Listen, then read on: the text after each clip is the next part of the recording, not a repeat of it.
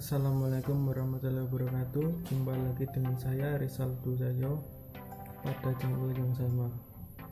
Pada kesempatan kali ini saya akan menjelaskan pengamatan yang sudah saya lakukan selama 5 hari pada 3 jenis perawakan yang berbeda pada buah tomat dan pisang. Berikut pengamatan yang sudah saya lakukan yang saya buat dalam video. Baik, pengamatan pada hari pertama bisa dilihat pada gambar berikut. Kemudian pada pengamatan pada tabel yang sudah saya lakukan adalah sebagai berikut. Pisang yang dibungkus warnanya kuning cerah, kemudian beratnya 100 gram. Sedangkan pisang yang tidak dibungkus warnanya kuning cerah, beratnya juga 100 gram. Kemudian pada tomat yang dibungkus warnanya merah cerah, beratnya 90 gram, yang tidak dibungkus warnanya merah cerah, beratnya 90 gram. Kemudian pada pemberlakuan yang ketiga, pisang dan tomat yang disatukan pada satu wadah plastik, warnanya merah cerah, beratnya 80 gram. Pada pisang warnanya kuning cerah dan beratnya 70 gram. Kemudian pengamatan pada hari kedua yang saya lakukan adalah sebagai berikut. Berikut adalah gambar pada pengamatan saya pada hari kedua. Kemudian pengamatan saya pada tabel yaitu adalah sebagai berikut. Pisang yang dibungkus berubah warnanya menjadi kuning agak pucat, kemudian beratnya turun menjadi 80 gram. Sedangkan yang tidak dibungkus warnanya kuning agak pucat, beratnya menjadi 70 gram. Kemudian pada tomat yang dibungkus warnanya merah pucat, beratnya 70 gram. Sedangkan yang tidak dibungkus warnanya merah pucat, beratnya 70 gram. Kemudian ada pemberlakuan yang ketiga, pisang dan tomat yang disatukan pada satu wadah, beratnya masing-masing. Perubahan yang pertama yang diamati yaitu warnanya merah pucat, beratnya 850 gram pada tomat. Kemudian pada pisang warnanya kuning pucat, beratnya 40 gram. Baik, pengamatan pada hari ketiga yang saya lakukan gambarnya sebagai berikut. Kemudian pengamatan pada tabel sebagai berikut. Yang pertama, pengamatan pada pisang yang dibungkus beratnya menjadi 60 gram, warnanya menjadi kuning pucat. Kemudian pada pisang yang tidak dibungkus warnanya menjadi kuning gelap, beratnya turun menjadi 50 gram. Kemudian pada tomat yang dibungkus warnanya menjadi merah pucat, beratnya 40 gram.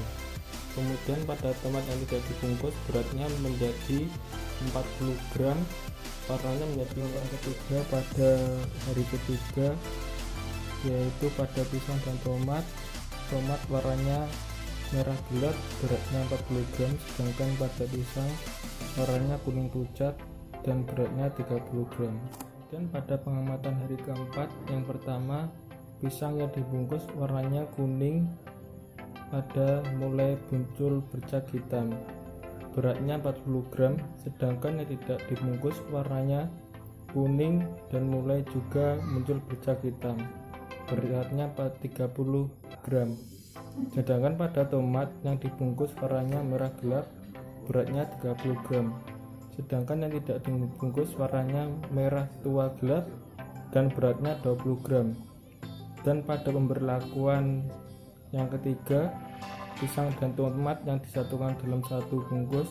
Yang pertama, tomat warnanya merah tua gelap, beratnya 30 gram. Sedangkan pada pisang warnanya kuning, ada bercak hitamnya juga, sedangkan beratnya 20 gram. Pengamatan pada hari terakhir yang saya lakukan adalah sebagai berikut. Yang pertama, gambarnya dokumentasi. Kemudian pengamatan pada tabel yang saya lakukan adalah sebagai berikut.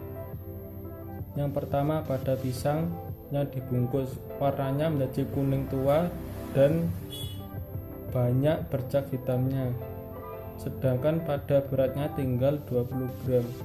Sedangkan pada pisang yang tidak dibungkus warnanya menjadi kuning pucat dan banyak bercak hitamnya, lebih banyak bercak hitamnya daripada yang dibungkus.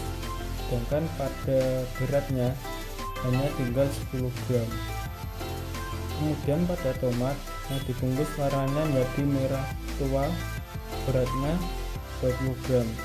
Sedangkan yang tidak dibungkus warnanya menjadi merah tua gelap, sedangkan beratnya menjadi 10 gram. Kemudian pada pemberlakuan yang ketiga, pisang dan tomat yang disatukan pada satu wadah. Yang pertama, tomat warnanya merah tua, beratnya 30 gram. Sedangkan pada pisang warnanya kuning pucat dan sedikit bercak hitam. Sedangkan pada beratnya 20 gram. Baik, untuk kesimpulan yang pertama dari pengamatan yang telah dilakukan, yaitu tomat dan pisang merupakan buah perisable ataupun cepat rusak. Oleh karena itu diperlukan penanganan yang tepat. Kemudian yang kedua, maka dari itu diperlukan penyimpanan yang tepat, seperti disimpan pada kulkas ataupun ruangan yang suhunya tetap dan tidak dibiarkan saja pada udara terbuka, karena dapat menimbulkan mikroorganisme dapat menempel dan mempercepat respirasi, dan tidak dibiarkan pada udara terbuka begitu saja, karena sudah terbukti perbedaannya antara dibungkus dan tidak. Apabila tidak dibungkus akan lebih cepat buah itu mengalami respirasi perubahan karena timbulnya mikroorganisme yang tumbuh pada kulit buah tersebut akan mempercepat respirasi pada buah tersebut dan akan mempercepat pembusukan yang terjadi, seperti perubahan warna dan bentuk semakin cepat lunak. Baik, kesimpulan yang ketiga yaitu untuk mengatasi buah perisable supaya tidak cepat rusak ataupun busuk, maka diperlukan penanganan pasca panen yang harus sangat tepat untuk mengatasinya, supaya nantinya sampai di tangan konsumen buah tetap segar dan tidak busuk. Bagaimana penyimpanan buah tersebut? Dalam bentuk kemasan yang steril maupun disimpan dalam ruangan dalam suhu tertentu, supaya buah perisable tidak cepat mengalami respirasi dan pembusukan karena mikroorganisme. Kemudian teknik pengiriman juga harus sangat diperhitungkan dalam mengatasi penanganan pasca panen buah perisable tersebut ini, supaya nantinya dapat tersalurkan dan sampai di konsumen dalam keadaan segar.